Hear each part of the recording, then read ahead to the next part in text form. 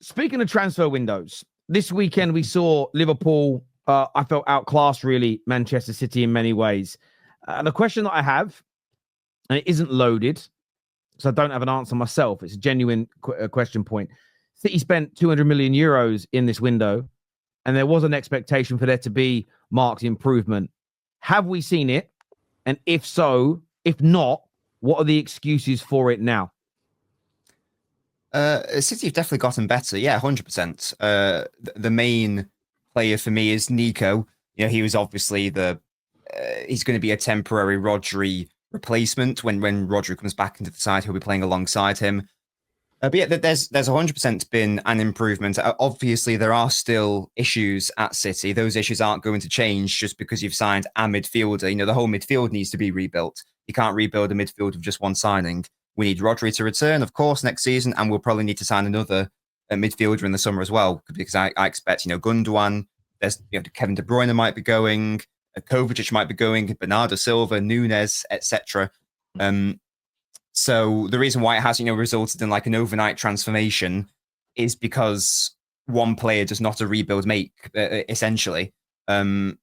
I would still contend that City have actually looked a bit better in the past few weeks. A couple outliers, obviously, that Real Madrid away, horror. No idea what we were doing there in terms of the setup.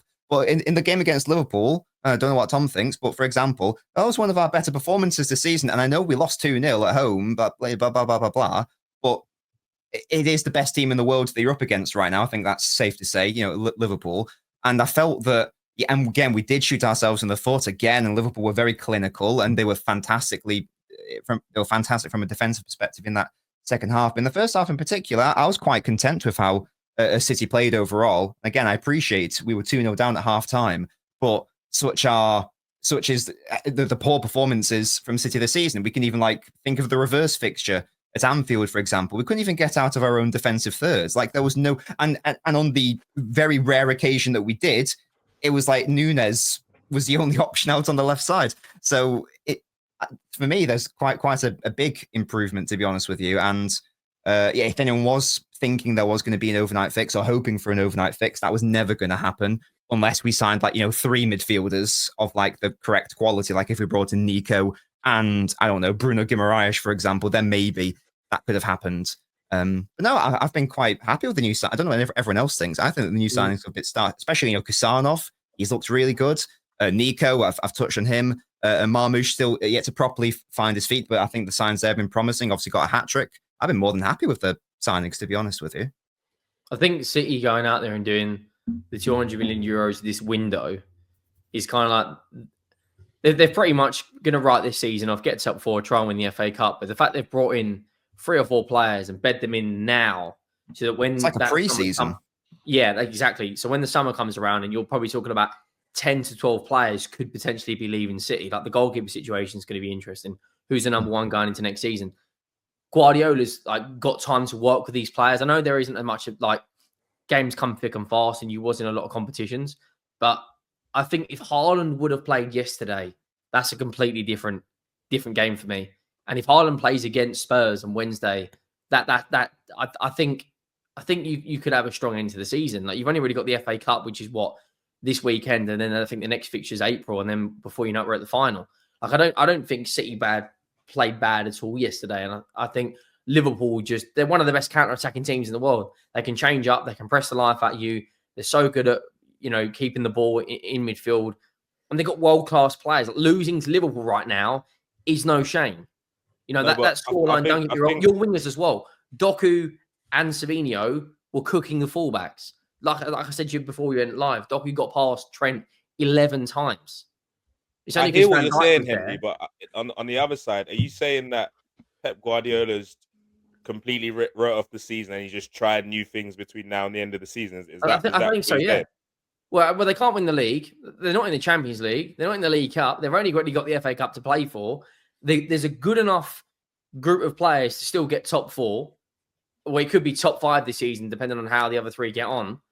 I think this is the time now where they have actually got a few games to start experimenting things. He's changing things. He doesn't look as stressed out on the touchline as he was maybe 5 or 6 games ago. He's not scratching the living daylights out of his head.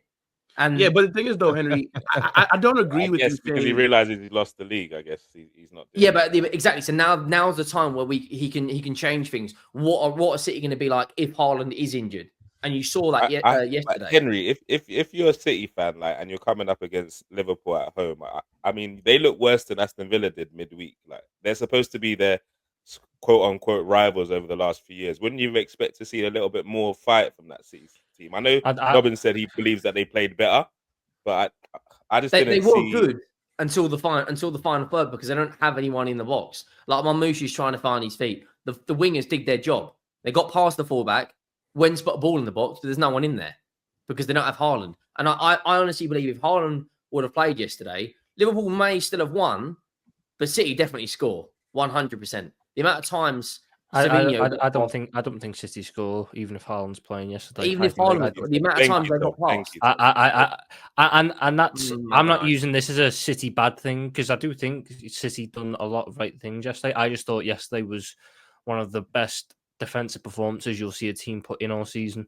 We funneled City into the areas where we wanted them. We limited certain players getting on the ball in dangerous areas, and we waited to pounce on the counter-attack. That was what we done well. I don't think City were horrendous. I certainly think we played better yesterday than we did against Aston Villa midweek.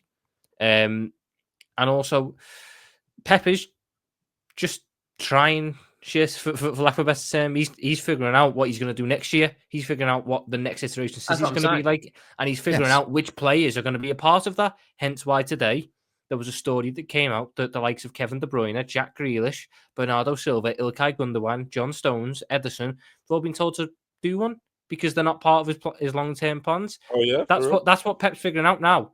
What does Man City 2.0 in my eyes look like? And I think it's going to look a lot more direct in nature. I think you're going to see Haaland being used a lot more in general play, use his frame to play off of with like Marmouche and Foden and Savio in terms of a team and a bit more counter-attack. On that, it's a great point. It's a brilliant segue into my next question. Pep has spoken publicly about the evolution of football. It's become more direct, less sort of possession-based football. You've alluded to the fact that he's doing that. There's a few comments we've had come in where people are saying he's building there's a comment that came in here I want to put up to show, maybe I didn't star it. Sorry, I must have not pressed the star button on the comment. I apologize. But suggesting that he's building a new style of play. Do we think Pep is going to be able to get a team, maybe not a four-peat level, treble winning level, because I think that's a ridiculous standard to set considering how historic, only the second team ever in English football to do a treble, first team ever to do a four-peat in like the post-war era. But do you think Pep's going to be able to build a team that can dominate leagues, playing in a style of football that he hasn't really played before? Do we think Pep's got the ability and the makeup to almost reinvent himself as much as Manchester City? He has, but I just don't think he's motivated enough to do it at City, personally.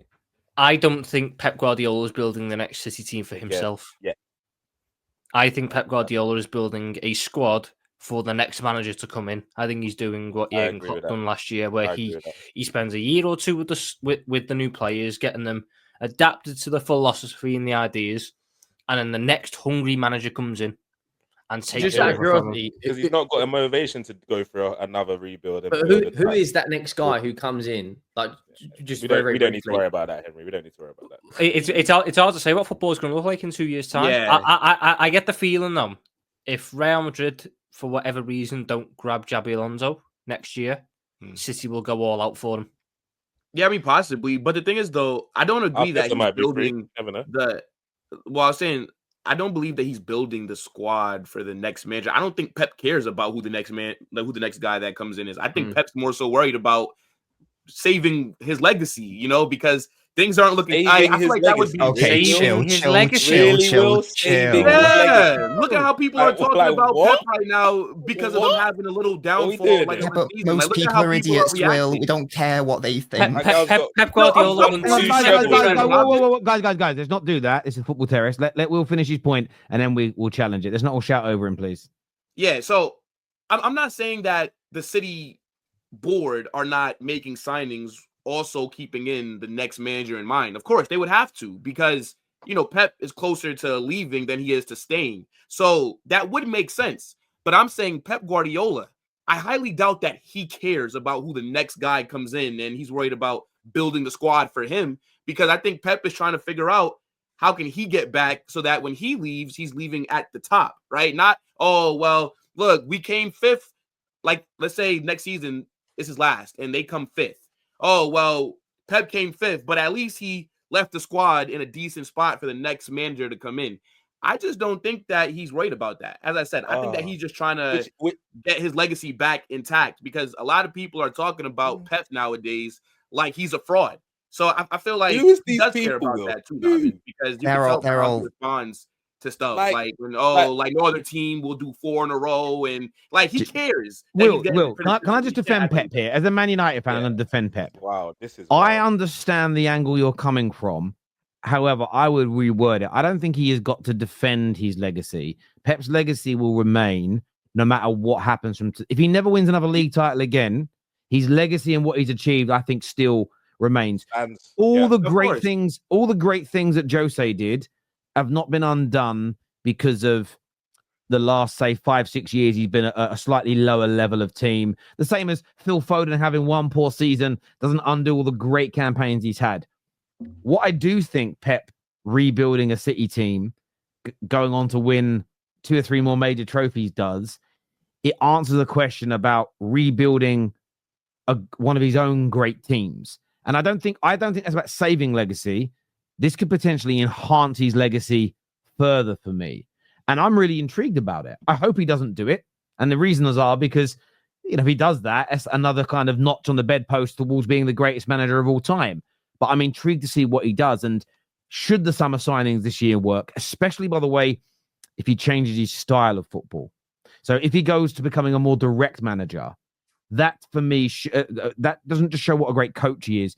It shows what a great manager he is. The fact that he can yield on principles that have been in play for such a long time. I think that in the terms of the GOAT conversation, puts him onto a different level and puts him into a category that only 2 or 3 other managers sit in, because he's then starting to almost, and I don't know what the right word for it is, but it's like Inter era. And I don't mean Inter Milan. And there's probably a better phrase. Someone who's a better orator than me could come up with a better word. Generations. He goes from generation to generation. Yeah, it's if football changes and he changes with it as an example, I'm intrigued to see what he does. So I don't think it's about legacy saving. I think it's about more legacy building, in my opinion, for Pep. Well, let me ask you this, Will.